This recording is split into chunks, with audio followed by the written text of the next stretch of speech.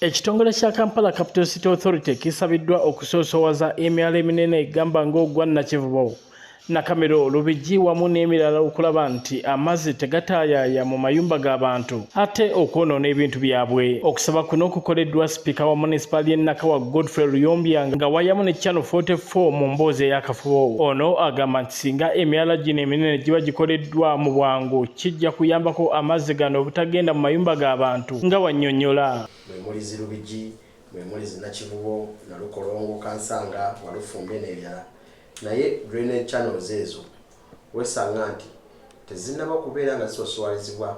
Kati ffe tetugamba nti singa KCCA esoosowaza drainage channels zino n'otagamba nti ogenda kukolako emu yokka ate zindala ozikoleki kubanga enkuba weetonnya amazzi gasobola okuva mayiro ne gasibira eno gy'otapulaningira. So twagala drainage channels zino zisoosoowalizibwe zibeere nga zikolebwako. Luyombya agamba nti kasasiro nakyo kizibu kinene era nga kirina okunogebwa eddagala mu munisipaali y'e NAKAWA. Era wano wasabidde nti emiruka 23 egikola munisipaali y'e NAKAWA buli gumu gwandifunye emmotoka ya kasasiro era nga n'ekigendererwa kya kulaba nti kasasiro akendeera mu kitundu kino. Singa at least buli parish tulina emiruka 23 buli muluka nti singa kuba n'ekimotoka ekya kasasiro ekiyoola kasasiro kisobola okukendeeza kasasiro ono mu bantu baffe. Naye osanga nti enkuba buli weetonnya abantu bakwata kasasiro oyo ne bamusuula mu mukoka. Kati mukoka n'ava eri yonna ne kasasiro gwe basuddemu n'akkirira n'atuukira mu bifo bino ebiri mu ghetto ebiri wano mu godown nawa enkuba nejja ekireetedde abantu baffe ababeera mu bitundu ebyo okufuna obuzibu. Wabula ono alina okusaba kwasabye abantu okwettanira naddala okwewala okumansamansa kasasiro buli we basanze okwewala ebizibu ebiva mu kasasiro ono. Twagala esooka kyalo n'abantu baffe tubeere nga naffe twebeereramu mu nsonga ya kasasiro. Tugaane kubeera nga tumansamansa kasasiro wonna waasanze.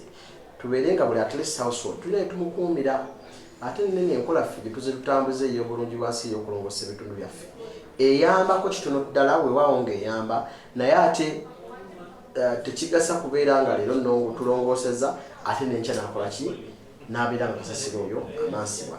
Enkuba buli weetonnya kasasiro oyo wagenda wakasuka maana agenda mu myala ng'eyo amazzi gatuuka ekiseera nga gewogomye nga tegakyatambula ekiddako zensiri okubiikirako amagi olwono netufuna malaria. Era awabudde n'abantu obutatambulira mu nkuba naddala abayita mu bitundu ebirimu amazzi amangi nga kino kiyinza okubaviirako ate okufiirwa obulamu bwabwe. Tufiiriddwa nnyo abantu bangi abatambula mu nkuba nti abantu olaba nga waliwo amazzi mangi weewale nnyo okubeera nga oyitawo.